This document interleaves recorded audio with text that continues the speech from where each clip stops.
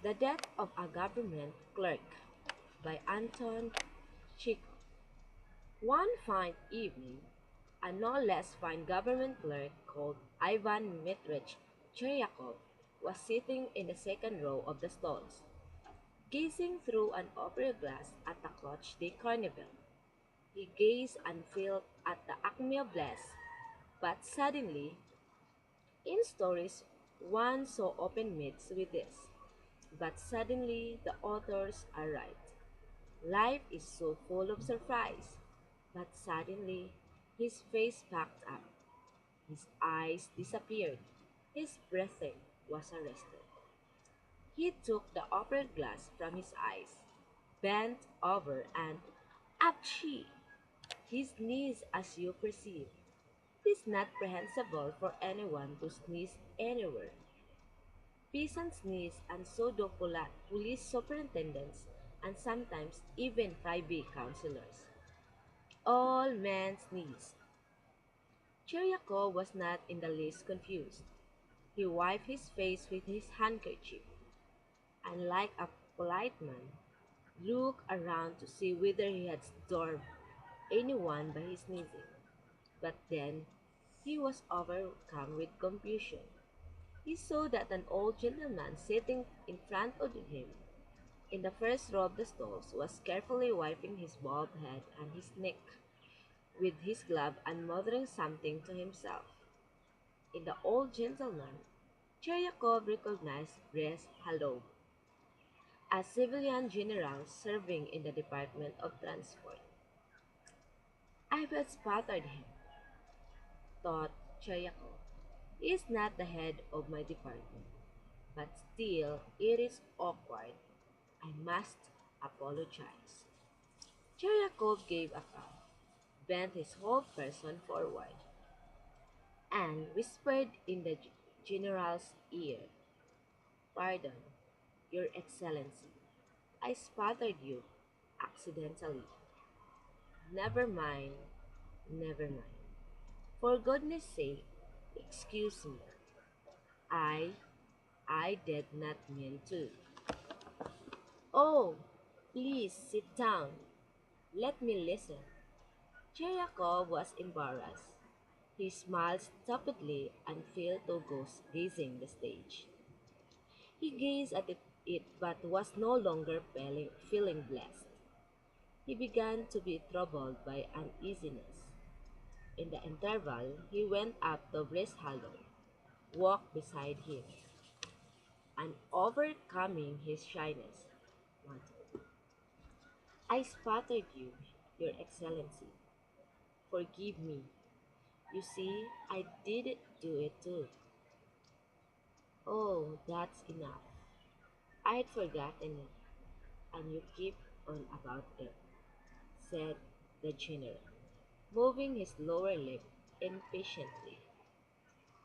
He has forgotten, but there is a findless light in his eyes, thought Cheryakov, looking suspiciously at the general. "And he doesn't want to stop. I ought to explain to him that I really didn't intend, that it is the law of nature, or else he will think I meant to spit on him. He doesn't think so now, but he will think so later." On getting home, Cherakov told his wife of his breach of good manners. It struck him that his wife took too previously a view of incident.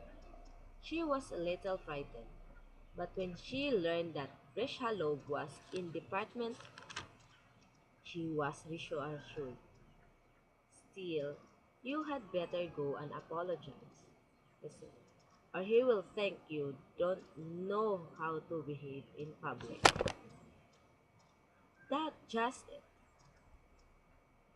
I did apologize, but he took it somehow queerly. He didn't say a word of sense. There wasn't time to talk properly.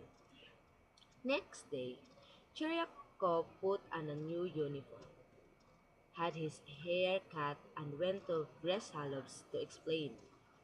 Going into the general's reception room, he saw there a number of petitioners, and among them the general himself, who was bringing to interview them. After questioning several petitioners, the general raised his eyes and looked at Cheryakov. Yesterday at the Arcadia, if you recollect, Your Excellency, the letter began. I sneezed and accidentally swallowed. Ex. What nonsense! It's beyond anything. What I can do for you, said the general, addressing the next petitioner. He won't speak. To Cheryakov, turning pale. That means that he is angry. No, it can't be left like this. I will explain to him. When the general had finished his conversation with the last of the petitioners and was turning towards his inner apartments, Cheryakov took a step towards him and muttered, Your Excellency, if I venture to trouble Your Excellency, it is simple from a feeling I may say of regret. I was not intention, if you will graciously believe me. The general made a lachrymose face and saved his hand. Why? You are simply making fun of me, sir, he said as he closed the door behind him. By the making fun in it, through Chayako. There is nothing of the sort. He is a general, but he can't understand. If that is how it is, I am not going to apologize to that fanfaron anymore. The devil take him. I'll write a letter to him, but I won't go. By Jove, I won't. So, so thought Cherwakov as he walked home. He did not write a letter to the general. He pondered and could not make up that letter. He had to go next day to explain in a person. I ventured to disturb your excellency yesterday, he muttered, when the general lifted inquiring eyes upon him, not to make fun as you were pleased to say. I was apologizing for having spotted you in sneezing, and I did not dream of making fun of you. Should I dare to make fun of you, we should take to making fun. Then there would be no respect for persons. There would be. Be off, yelled the general, turning suddenly purple and shaking all over. What?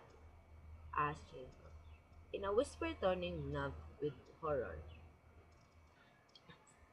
Something seemed to give way in Cheryakov's stomach. Saying nothing and hearing nothing, he reeled to the door, went out into the street, and went staggering along, reaching home mechanically without taking off his uniform.